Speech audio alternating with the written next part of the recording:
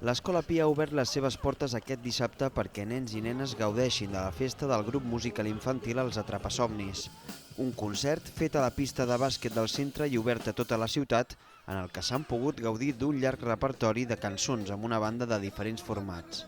Els infants, acompanyats dels seus familiars, han jugat, han cantat i han ballat, seguint el ritme que han proposat els Atrapasomnis. Que els nens s'ho passin bé, que gaudeixin, que riguin, que ballin, que saltin, que cantin. Nosaltres, que som tots mestres, doncs creiem que és una manera que es pot fer servir també per educar tots els nens i nenes a través de la música.